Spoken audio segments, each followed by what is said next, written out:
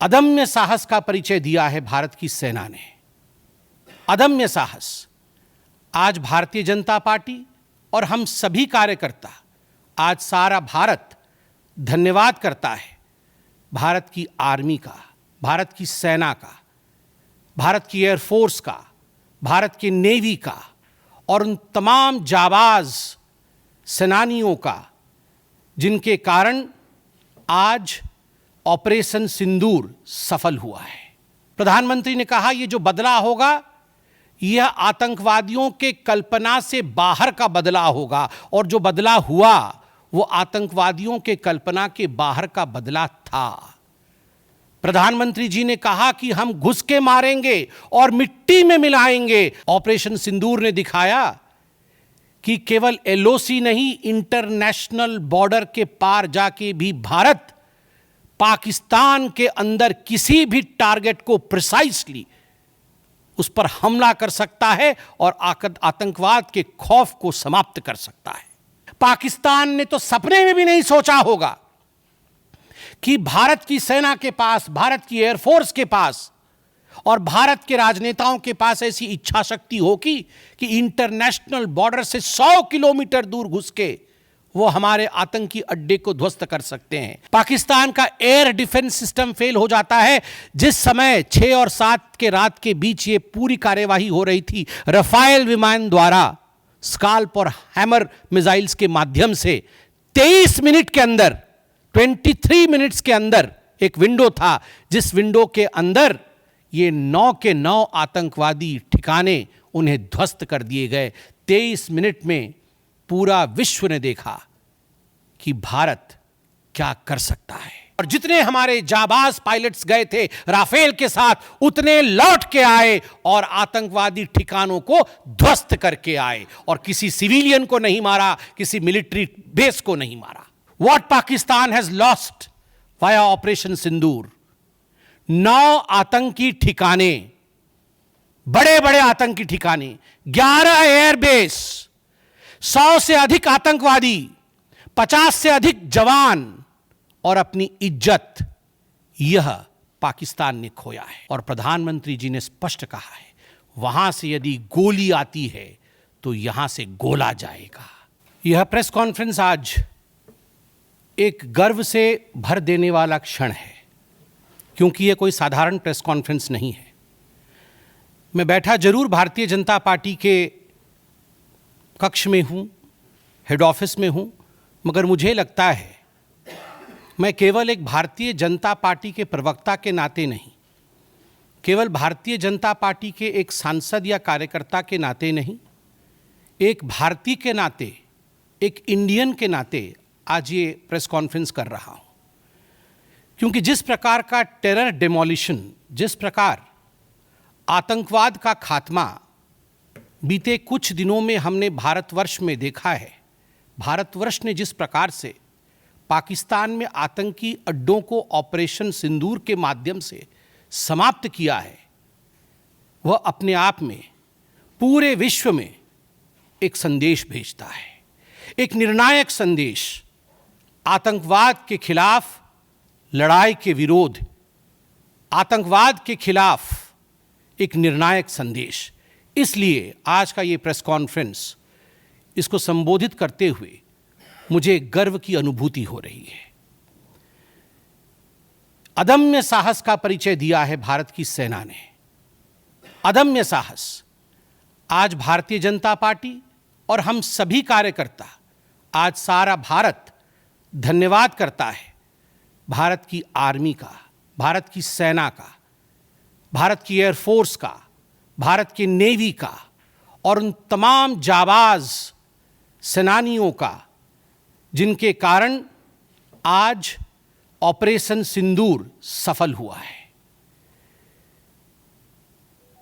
अगर सही मायने में देखा जाए तो ऑपरेशन सिंदूर और उसके विषय में पूरा हिंदुस्तान आज जानता है, क्योंकि कई प्रेस कॉन्फ्रेंसेस हुए। कल भी तीनों डीजीएमओ ने मिलकर के देश को संबोधित किया और तमाम तथ्य जो देश जानना चाहता था उसे उन्होंने हमारे समक्ष रखा। मगर मुझे लगता है कि एक आम नागरिक के भाषा में, बहुत साधारण भाषा में आज मैं आपको बताना चाहूँगा कि ये जो ऑपरेशन सिंदूर हुआ है, किस प्रकार से इससे हिंदुस्तान आतंकवाद के खिलाफ लड़ने में एक निर्णायक भूमिका हिंदुस्तान ने अदा किया है। आप सभी जानते हैं 22 तारीख का वो दिन, that unfortunate day on 22 of April, जब पहलगाम में 26 लोगों का नृशंस हत्या कर दिया गया था आतंकवादियों द्वारा। वह आतंकवादी जो पाकिस्तान से आए थे, वह आतंकवादी जो पाकिस्तान द्वारा प्रशिक्षित किए गए थे, आतंकवादियों द्वारा प्रशिक्षित किए गए थे। उनमें 25 भारतीय थे और एक नेपाली नागरिक था। प्रधानमंत्री श्री नरेंद्र मोदी उस समय विदेश दौरे में थे, सऊदी अरब में थे। प्रधानमंत्री नरेंद्र मोदी तुरंत भारत लौट के आते हैं और उन्होंने जनता की बात को सुना। जनता ने उस समय एक मांग रखी कि आतंकवाद के ऊपर हमला हो, हमें बदला लेना है पहलगाम के इस आतंकवादी हमले का। प्रधानमंत्री ने बिहार की भूमि से ऐलान किया और ये वादा किया कि मैं वादा करता हूं कि जो आपकी इच्छा है कि आतंकवाद के खिलाफ हमला होगा, हम पहलगाम के इस आतंकवादी हमले का बदला लेंगे। We will avenge the death of 26 people. प्रधानमंत्री ने कहा यह जो बदला होगा यह आतंकवादियों के कल्पना से बाहर का बदला होगा, और जो बदला हुआ वो आतंकवादियों के कल्पना के बाहर का बदला था। प्रधानमंत्री जी ने कहा कि हम घुस के मारेंगे और मिट्टी में मिलाएंगे आतंकवादी के ठिकानों को, और आतंकवादियों के ठिकानों को प्रधानमंत्री नरेंद्र मोदी जी के निर्णय ने और हमारे सेना के अदम्य साहस ने मिट्टी में मिलाने का काम किया। यह वादा प्रधानमंत्री नरेंद्र मोदी जी का था। 22 तारीख से 7 मई तक लगभग ये 14 दिन आप सभी ने देखा, पूरे भारतवर्ष में एक प्रकार से एक माहौल टेंशन का था, प्रेशर का था कि तुरंत निर्णय किया जाए, तुरंत एक्शन में आया जाए। बहुत सूझबूझ के साथ, सोच समझ करके, स्ट्रैटेजी के साथ। पाकिस्तान भी जानता था कि हमला होगा, एयर स्ट्राइक पहले हो चुका था, किस प्रकार सर्जिकल स्ट्राइक पहले हो चुकी थी। पाकिस्तान पूरी तरह जानता था कि इस बार भी छोड़ा नहीं जाएगा, मगर उसके बावजूद पाकिस्तान इतना दिमाग लगाने के पश्चात वह डेट नहीं जान पाया जिस दिन यह हमला होना था। 22 तारीख से 7 तारीख के बीच में कुछ नॉन मिलिट्री एक्शंस जिन्होंने पाकिस्तान को कमजोर किया, वह प्रधानमंत्री नरेंद्र मोदी जी ने और भारत की सरकार ने लिया। ये जो ऑपरेशन सिंदूर है, इसका एक मिलिट्री पोर्शन है तो एक नॉन मिलिट्री पोर्शन भी है। और नॉन मिलिट्री पोर्शन में सबसे बड़ी बात इंडस वाटर ट्रीटी, जो सिंधु नदी समझौता 1960 का था, उसे स्थगित किया गया, अबेयंस में रखा गया। आप सभी जानते हैं लगभग 90% पाकिस्तान जो है इसी पानी पर निर्भर करता है। लगभग 80% उनका जो कृषि है इस पानी पर निर्भर करता है। इस पानी को यदि रोक दिया जाए तो पाकिस्तान की 1/4 जीडीपी गिर जाती है। इस पाकिस्तान को अगर इस पानी से वंचित रखा जाए तो पाकिस्तान के हालात वैसे होंगे कि उनकी जीडीपी लुढ़केगी, कृषि लुढ़केगा। केवल कृषि और जीडीपी नहीं, उनके पावर कट्स होंगे, और इस प्रकार का माहौल पाकिस्तान में पैदा होगा कि पाकिस्तान एक फ्रजाइल स्टेट के रूप में, अभी भी फ्रजाइल है, और फ्रजाइल स्टेट के रूप में वो सामने आएगा। झेलम और चनाब अब संपूर्ण रूप से भारत सरकार के अधिकार में है, अधिकार क्षेत्र में है। और जिस प्रकार से यहां हम बांध बनाने की और रिवर को आगे बढ़ाने की बात कर रहे हैं, नए रिजर्वॉयर, इरिगेशन और हाइड्रो पावर से जम्मू कश्मीर, लद्दाख, पंजाब एवं हरियाणा, इन राज्यों को बहुत फायदा मिलने वाला है। ये कहा गया कि पानी और खून एक साथ नहीं बहेगा। मित्रों, जरा सोच के देखिए, 50 वर्षों तक जो संभव नहीं हुआ था, किसी भी युद्ध में यह संभव नहीं हुआ था कि इंडस वाटर ट्रीटी को रोक दिया जाए। जो संभव नहीं हुआ था वह असंभव काम संभव हुआ इस बार। अटारी वाघा बॉर्डर को भी रोक दिया गया। दोनों देशों के बीच में कोई ट्रेड नहीं होगा और इसका खामियाजा कोई भुगतेगा तो वो पाकिस्तान की इकोनॉमी भुगतेगी। इसके साथ ही जिन लोगों के पास पाकिस्तान का वीज़ा था और वो हिंदुस्तान में, पाकिस्तान के नागरिक जो हिंदुस्तान के वीज़ा के साथ भारतवर्ष में रह रहे थे, उन सब को बाहर निकाला गया। पाकिस्तान का कोई भी आर्टिस्ट, कोई भी परफॉर्मेंस वो भारतवर्ष में नहीं हो सकता है। इस प्रकार के कड़े प्रतिबंध पाकिस्तान के ऊपर लगाए गए। माननीय प्रधानमंत्री श्री नरेंद्र मोदी जी ने लगभग 20 देशों के राष्ट्राध्यक्षों से सीधी बातचीत की। How to isolate Pakistan, how to fight against terrorism. और सबसे बड़ी बात है, तमाम देशों ने भारत का समर्थन किया। सऊदी अरब, यूएई, यूएस, आप सोचिए इस्लामिक वर्ल्ड के बड़े देश हैं सऊदी अरब और यूएई, इन्होंने भारतवर्ष का पूर्णतः समर्थन किया। जिस समय पहलगाम का हमला हुआ था, माननीय प्रधानमंत्री सऊदी अरब में थे। सऊदी अरब के अपने दौरे को जब वो छोड़ के आए, तब उनको वहां एश्योरेंस दिया गया कि आप जाइए, हम आपके साथ खड़े हैं, वी सपोर्ट यू, हम टेरर के खिलाफ आपके साथ कंधे से कंधा मिला के लड़ेंगे। Pakistan was isolated. ये जो नॉन मिलिट्री एक्शन लिया गया, आज मैं कहना चाहता हूं कि 50 वर्षों से भी अधिक समय तक जो टूल्स कभी इस्तेमाल नहीं किए गए थे, जिस क्षेत्र में भारतवर्ष कभी नहीं गया था, वह टूल्स इस्तेमाल किए गए और अपने आप में भारत के लिए ये बहुत बड़ी बात है। बहुत बड़ी बात है कि इंडस वाटर ट्रीटी को रोका गया, 20 से अधिक देशों का समर्थन, आतंकवाद के खिलाफ एक निर्णायक हमले की तैयारी, और 6 और 7 मई 2025 उस रात निर्णायक हमला होता है आतंकवाद के ऊपर।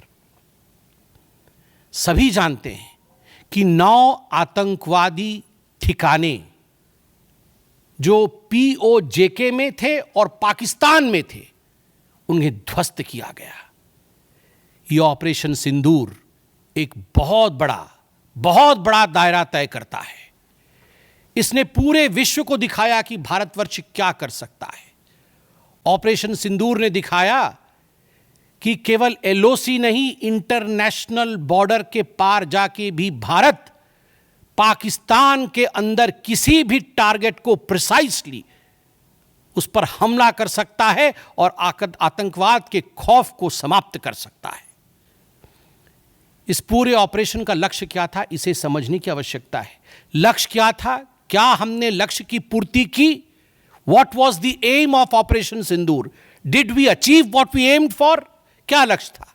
नंबर 1 लक्ष्य था आतंकवादी ठिकाने जो दूर दराज इलाके में हैं पाकिस्तान में, जहां आज तक कोई नहीं पहुंच पाया, जहां आज तक पाकिस्तान के आतंकवादियों को लगता था कि वो सुरक्षित हैं, वहां तक पहुंचना यह लक्ष्य था।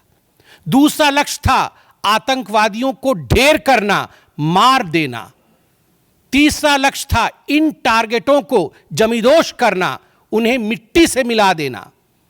चौथा लक्ष्य था इस पूरे काम को करते हुए कोई भी सिविलियन, उसके ऊपर किसी प्रकार से कोई इंजुरी नहीं होना। और अंतिम लक्ष्य था किसी प्रकार के मिलिट्री, जो पाकिस्तान का मिलिट्री या सैन्य बेस हो, उसके ऊपर हमला नहीं करना। अर्थात यह लड़ाई आतंकवाद के खिलाफ थी। यह लक्ष्य था ऑपरेशन सिंदूर का। This was a fight against terrorism and terrorists. क्या हम लक्ष्य को पा पाए?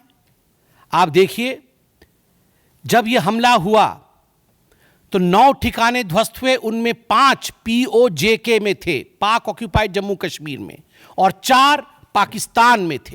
सबसे बड़ी बात है, पहली बार पंजाब प्रोविंस, जो कि पाकिस्तान का एक बहुत स्ट्रेटेजिक लोकेशन है, पंजाब प्रोविंस उनका हृदय है पाकिस्तान का, उसके अंदर भारतवर्ष घुस करके आतंकवादियों का सफाया करता है। यह अपने आप में छोटी बात नहीं है। This is a big achievement as far as Operation Sindoor is concerned. Lashkar-e-Taiba, Jaish-e-Mohammed, Hizbul Mujahideen, इनके ठिकाने ध्वस्त होते हैं। और मैं यहां वो नाम पढ़ना चाहूंगा।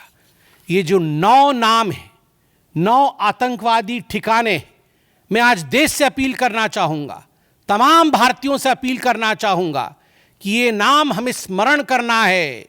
आने वाले 100 वर्षों तक हमें इन नामों को याद दिलाते रहना है, दोहराना है।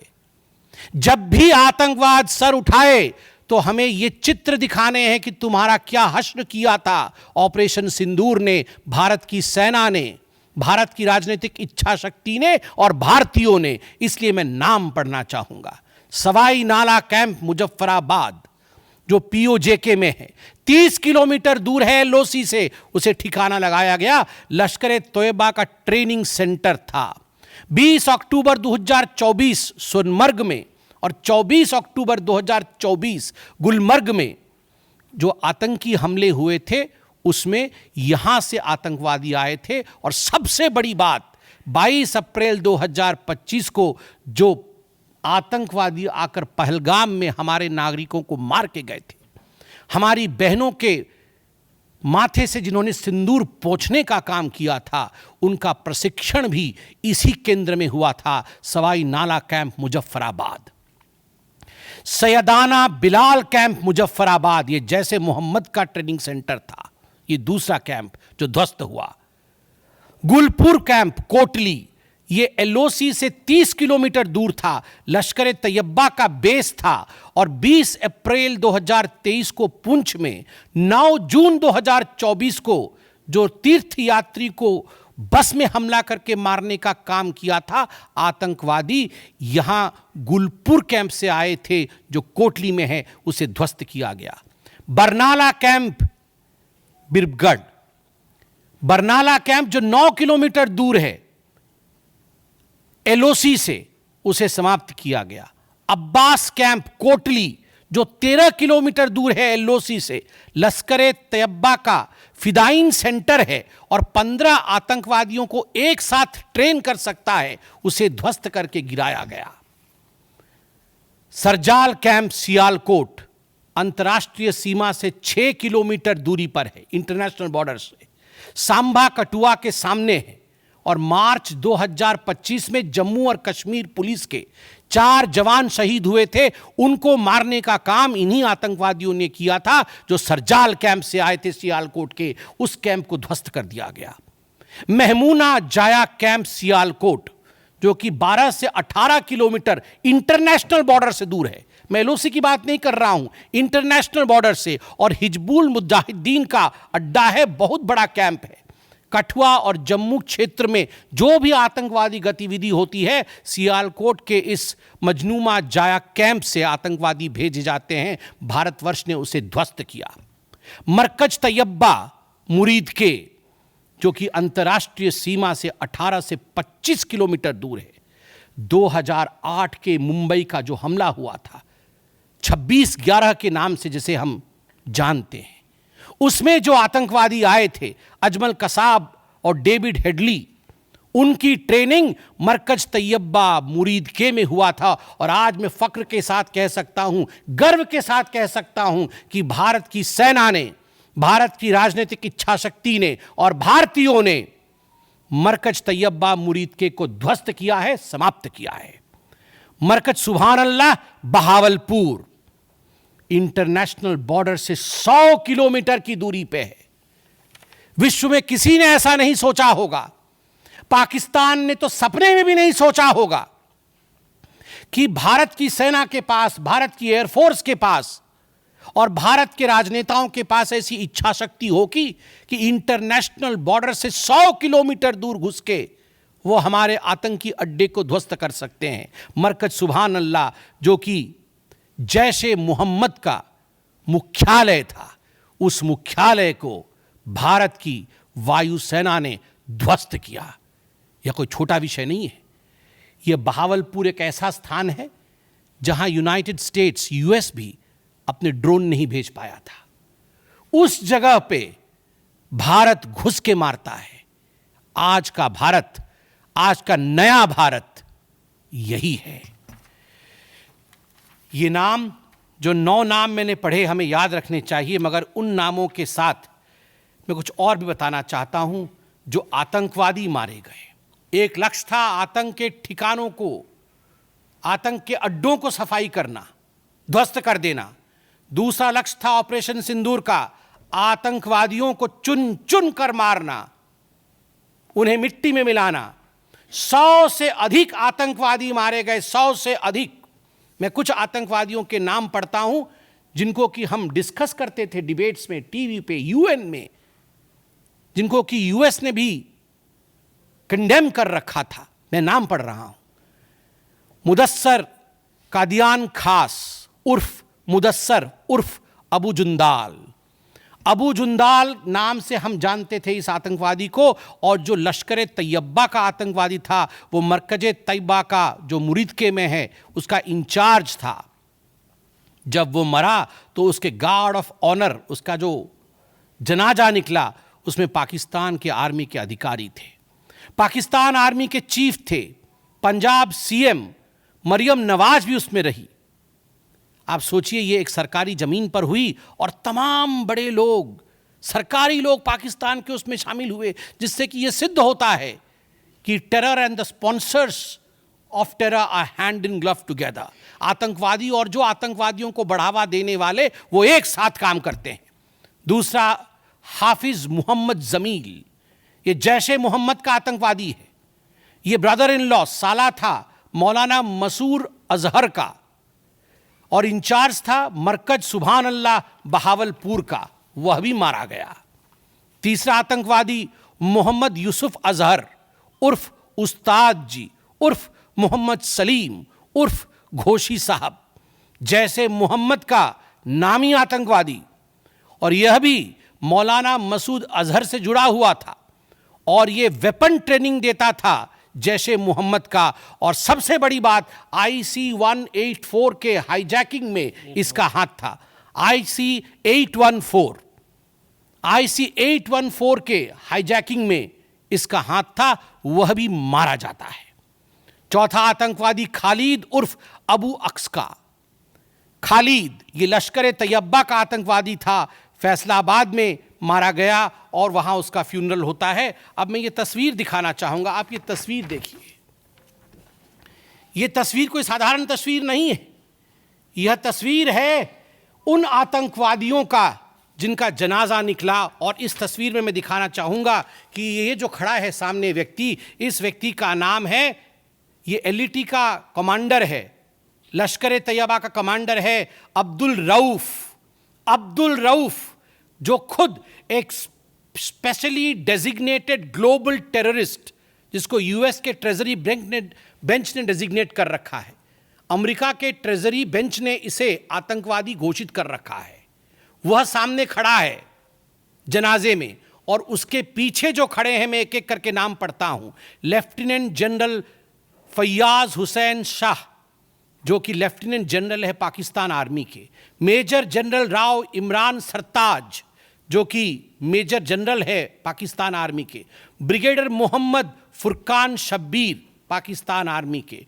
डॉक्टर उस्मान अनवर, IGP पंजाब, और Malik Sohaib Ahmed Barth, member of provincial assembly of Punjab. ये बड़े बड़े लोग, तथाकथित सरकार के बड़े बड़े लोग, पाकिस्तान के आतंकवादियों के जनाजा में शामिल होने आए हैं। और जनाजे को लीड कर रहा है एक आतंकवादी, डेजिग्नेटेड आतंकवादी। और आप देखिए, ये बिफोर और आफ्टर, ये जितने भी मैंने आपको अभी आतंकवादी ठिकानों का नाम बताया, किस प्रकार उनकी परिस्थिति थी और क्या उनकी परिस्थिति हुई, यह इस तस्वीर से हम देख सकते हैं। तो उद्देश्य मैं बता रहा था, ऑपरेशन सिंदूर का उद्देश्य बहुत स्पष्ट था। उसका उद्देश्य था आतंकवाद के ठिकाने को ध्वस्त करना, आतंकवादियों को मारना और आतंकवाद के खिलाफ एक संदेश भेजना, और उसमें हम सफल हुए। पहली बार एक बात पूरे विश्व ने देखा कि पाकिस्तान का हर इंच भारत के पहुंच के अंदर है। कोई कोना पाकिस्तान का ऐसा नहीं है जो भारत के पहुंच से बाहर हो। और आप सोच के देखिए, पाकिस्तान का एयर डिफेंस सिस्टम फेल हो जाता है। पाकिस्तान का एयर डिफेंस सिस्टम फेल हो जाता है जिस समय 6 और 7 के रात के बीच ये पूरी कार्यवाही हो रही थी। रफाल विमान द्वारा स्काल्प और हैमर मिसाइल्स के माध्यम से 23 मिनट के अंदर, 23 मिनट्स के अंदर एक विंडो था, जिस विंडो के अंदर ये 9 के 9 आतंकवादी ठिकाने उन्हें ध्वस्त कर दिए गए। 23 मिनट में पूरा विश्व ने देखा कि भारत क्या कर सकता है। मुझे लगता है पूरे विश्व में इस प्रकार से 23 मिनट के अंदर इतने प्रेसिशन के साथ आतंकवादी ठिकानों पर हमला किसी देश ने पहले किया होगा। और जब यह पूरा एक्सरसाइज समाप्त हुआ, उसके बाद जब हमारे MEA ने, हमारी आर्मी ने प्रेस कॉन्फ्रेंस किया, तो उसमें कुछ 4 शब्द बहुत महत्वपूर्ण थे। वो 4 शब्द हैं: controlled, precise, measured, non escalatory. हमने ये जो 9 अड्डे ध्वस्त किए वो कंट्रोल्ड तरीके से ध्वस्त किए। प्रिसाइज, कोई सिविलियन अड्डा या कोई मिलिट्री टारगेट नहीं था, प्रिसाइज टारगेट था, आतंकवादी ठिकाने, उनको ध्वस्त कर दिए। मेजर्ड, जितना ध्वस्त करना था उतना ध्वस्त किया, उसके अगल बगल के किसी स्ट्रक्चर को ध्वस्त नहीं किया। जहां आतंकवादी थे उनके ठिकाने में घुस के उनको मार के निकले। और नॉन एस्केलेटरी मतलब युद्ध को बढ़ाने वाला नहीं, नॉन एस्केलेटरी, क्योंकि the primary escalation was Pahalgam. जो मूल एस्केलेशन था वो 22 अप्रैल को पहलगाम में पाकिस्तान ने किया था। हमने रिएक्ट किया नॉन एस्केलेटरी। ये 4 शब्द अपने आप को परिभाषित करते हैं कि ऑपरेशन सिंदूर का लक्ष्य क्या था। ऑपरेशन सिंदूर का जो लक्ष्य था, ऑपरेशन सिंदूर ने उसे 100% पूर्ण किया, 100% पूर्ण किया। इसलिए आज हिंदुस्तान, भारतवर्ष गर्व के साथ कह सकता है कि ऑपरेशन सिंदूर एक ऐसा ऑपरेशन था जो 100% सक्सेसफुल था। और जितने हमारे जाबाज पायलट्स गए थे राफेल के साथ, उतने लौट के आए और आतंकवादी ठिकानों को ध्वस्त करके आए। और किसी सिविलियन को नहीं मारा, किसी मिलिट्री बेस को नहीं मारा। मगर दुखद है, जैसा कि पाकिस्तान से एक्सपेक्टेड है, पाकिस्तान उसके पश्चात रिटेलिएशन करता है, पाकिस्तान अपने ड्रोन्स इत्यादि भेजता है, मगर भारत की सिस्टम ने पाकिस्तान के इन ड्रोन्स को, इन मिसाइल्स को हवा में ही समाप्त कर दिया। और सबसे बड़ी बात है, एयर डिफेंस सिस्टम लाहौर का 7 और 9 तारीख के बीच लाहौर के एयर डिफेंस सिस्टम को समाप्त करने का काम हिंदुस्तान ने किया। और 9 और 10 तारीख के बीच, 9 मई और 10 मई के बीच 11 एयर बेसेस को, पाकिस्तान के 11 एयर बेसेस को ध्वस्त करने का काम भारतवर्ष ने रिटेलिएशन में किया। जब पाकिस्तान ने भारतवर्ष के ऊपर एस्केलेशन किया तो भारतवर्ष ने 11 एयर बेसेस को समाप्त किया। इन एयर बेसेस के नाम भी हमें याद रखने चाहिए। तमाम भारतीयों को वो 9 नाम आतंकवादी ठिकाने याद रखने चाहिए, स्मरण होना चाहिए। और ये जो 11 एयरबेस हैं, हिंदुस्तान अपने पर आ जाए तो क्या कर सकता है अपने लोगों को बचाने के लिए। ये 11 नाम भी मैं पढ़ता हूं। नूर खान, ये नूर खान वह एयरबेस है जहां पर एयर टू एयर रीफ्यूएलिंग करने की क्षमता है। हवा में उड़ रही हो अगर आपका विमान, तो एयर टू एयर रीफ्यूएलिंग यही नूर खान से हो सकती है। जब भारत ने नूर खान को ध्वस्त किया तो जो जहाज थे पाकिस्तान के, उनके पास वो क्षमता नहीं रही कि वो हवा में अधिक समय तक युद्ध कर सके, उन्हें नीचे उतरना ही पड़ा। नूर खान, रफीकी, मुरीद, सुक्कूर, सियालकोट, पसरूर, चुनियान, सरगोदा, स्कारू, बुलारी और जकोबाबाद, ये तमाम मैं फोटोज लेके आया हूं।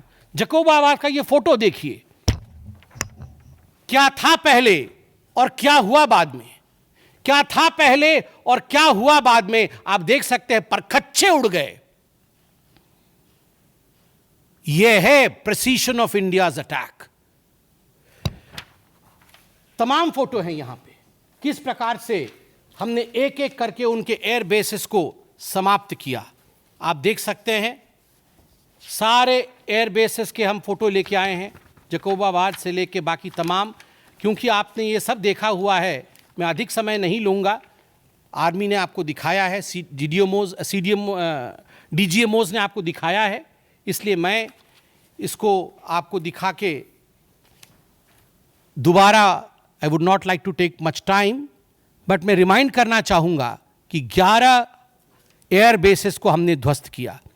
और इसमें एक बड़ा विषय है, पहली बार विश्व में किसी देश ने एक न्यूक्लियर कंट्री के अंदर घुस करके उनके एयर बेसेस को समाप्त करने का काम किया। पाकिस्तान एक न्यूक्लियर कंट्री है, उसके अंदर घुस करके उनके एयर बेसेस को 20% पाकिस्तान के एयरफोर्स के इंफ्रास्ट्रक्चर को भारतवर्ष ने नाकाम कर दिया। 20% of PAF's infra was destroyed by India. Just imagine, एक न्यूक्लियर कंट्री है, उसमें घुस कर मारना, यह अपने आप में पूरे विश्व में पहला इंस्टेंस है। और भुलारी एयरबेस में 50 PAF पाकिस्तान एयरफोर्स के जवान मारे गए, जिसमें स्क्वाड्रन लीडर उस्मान यूसुफ भी मारे गए। कुल मिलाकर के 9 आतंकी ठिकाने, 11 एयरबेस, 100 से अधिक आतंकी, 50 जवान और अपनी इज्जत, यह पाकिस्तान ने खोया है। I repeat, what Pakistan has lost via operation Sindoor. 9 आतंकी ठिकाने, बड़े बड़े आतंकी ठिकाने, 11 एयरबेस, 100 से अधिक आतंकवादी, 50 से अधिक जवान और अपनी इज्जत, यह पाकिस्तान ने खोया है। यह झटका पाकिस्तान सह नहीं पाया और उनके डीजीएमओ का 10 तारीख को ही फोन आया। और उसके पश्चात मैं कहूंगा ये सीज फायर नहीं, ये एक अंडरस्टैंडिंग है। ये एक अंडरस्टैंडिंग है कि यदि भविष्य में किसी प्रकार का कोई भी आतंकी हमला होता है तो ये अंडरस्टैंडिंग तोड़ दी जाएगी। हमने करके दिखाया है, जो पहले कभी नहीं हुआ था वो हुआ है इस बार। अंदर घुस के मारा है हमने, ये एक अंडरस्टैंडिंग है। और सबसे बड़ी बात है, पाकिस्तान में उनके मौलाना, उनके मौलवियों ने पाकिस्तान का साथ नहीं दिया, मगर हिंदुस्तान की एकता देखिए, हिंदुस्तान का भाईचारा देखिए। पूरा देश एक होकर खड़ा हुआ, पूरा देश सेना के पीछे, सेना के अदम्य साहस के पीछे, हमारी राजनीतिक इच्छा शक्ति के पीछे पूरा भारत एक होकर खड़ा हुआ। और आज मैं कहना चाहता हूं कि आज पाकिस्तान पूरे विश्व में अलग थलग पड़ा है। पहले भी ऐसे वक्त थे, अनेकों प्रयास भारतवर्ष करता था। पहले हम सबूत देते थे, प्रयास करते थे डोजियर के माध्यम से पाकिस्तान को प्रूफ दे आतंकवाद का। वो डोजियर लेती थी मगर उस पर काम नहीं करती थी। मगर आज नए भारतवर्ष ने पाकिस्तान को बख्शा नहीं है। आतंकवाद के खिलाफ एक निर्णायक लड़ाई हुई है और प्रधानमंत्री जी ने स्पष्ट कहा है, वहां से यदि गोली आती है तो यहां से गोला जाएगा। इसी के साथ मैं अपने वक्तव्य को समाप्त करता हूं। कोई प्रश्न हो तो अवश्य पूछें। देखिए, मुझे लगता है आज का दिन पूरे भारत का दिन है। मैं ऐसा नहीं कहूंगा कि आज मैं भारतीय जनता पार्टी के प्रवक्ता के नाते कह रहा हूं। मैंने शुरू में ही कहा था, आज मैं भारतवर्ष के एक साधारण नागरिक के रूप में जो अदम्य साहस हमारे सेना ने दिखाया है उसका विवरण किया। पाकिस्तान ने क्या खोया है और हिंदुस्तान ने क्या पाया है वो मैंने आपको दिखाया है। इसमें तमाम पॉलिटिकल पार्टी ने एकजुटता दिखाई, यह भी अपने आप में एक बहुत बड़ी अचीवमेंट है, बहुत बड़ी बात है। और आज मैं नहीं चाहता हूं मैं किसी की आलोचना करूं, और मैंने कहा कि विगत दिनों में वह भी एक प्रयास था जहां हम प्रूफ देने की कोशिश करते थे, हम डोजियर इत्यादि देते थे। हम 26/11 भी हुआ था, उस समय भी हमने प्रयास किया था कि हम पाकिस्तान को समझाएं कि देखो तुम्हारे आतंकी आके क्या कर रहे हैं हमारे देश में, मगर पाकिस्तान मानता नहीं था। पाकिस्तान को लगता था कि they can take India for granted. मगर अब परिस्थिति बदले हुए हैं। अब कोई हिम्मत नहीं कर सकता है इंडिया के ऊपर आंख उठा के देखने का। आपके दो प्रश्न हैं। पहला प्रश्न है कि बहुत सारी सफलताएं रहीं, मगर लोगों के मन में और की इच्छा थी। दूसरा प्रश्न हस्तक्षेप को लेकर है। मैं दोनों का सटीक उत्तर दूंगा। नंबर एक, मैंने आपको इस प्रेस कॉन्फ्रेंस के माध्यम से आरंभ में ही बता दिया कि ऑपरेशन सिंदूर का लक्ष्य क्या था। ऑपरेशन सिंदूर के जो लक्ष्य थे, जो लक्ष्य परिलक्षित थे, वो प्रधानमंत्री जी ने डे 1 को ही बता दिया था। आतंकवाद के ऊपर हमला, कल्पना से परे सजा आतंकवादियों को, चुन चुनकर मारना और उनके अड्डों को ध्वस्त करना। और सेना के अदम्य साहस ने यह करके दिखाया। आतंकवादी अड्डे ध्वस्त हुए, आतंकवादी मारे गए। यह हमारा परिलक्षित लक्ष्य था। हमने अपने लक्ष्य को प्राप्त किया। और जिस समय एस्केलेशन भी नहीं हुआ था, उससे पहले ही हमने वो जो 4 शब्द प्रयोग किए, जिसका मैंने यहां विवरण रखा कि कंट्रोल्ड था, मेजर्ड था, प्रिसाइज था, नॉन एस्केलेटरी था, तो भारतवर्ष ने अपने लक्ष्य को पहले से ही निर्धारित किया हुआ था।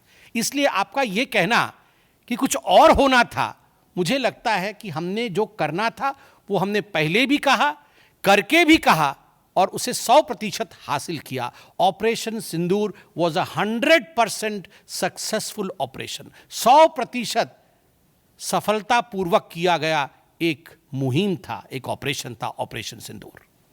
देखिए, पहली बात तो है, जहां तक मध्यस्थता इत्यादि का विषय है, मैंने बहुत स्पष्ट रूप से कहा अभी, जितना मेरे डोमेन में नॉलेज है, और डीजीएमओज ने अपने प्रेस कॉन्फ्रेंस में एक बार नहीं कई बार कहा कि फोन हमारे डीजीएमओ को पाकिस्तान के डीजीएमओ का आया था। पाकिस्तान के डीजीएमओ ने कहा कि there should be some kind of stoppage. और चूंकि हमारा लक्ष्य पूर्ण हो चुका था, हम तो शुरू से ही एस्केलेशन के फेवर में नहीं थे। एस्केलेशन नहीं होना चाहिए था, नॉन एस्केलेटरी था। पाकिस्तान के डीजीएमओ ने फोन किया। दूसरे देशों का फोन, जहां तक दूसरे देशों का फोन आने का सवाल है, देखिए, ऐसी परिस्थितियों में तमाम देश एक दूसरे को फोन करते हैं।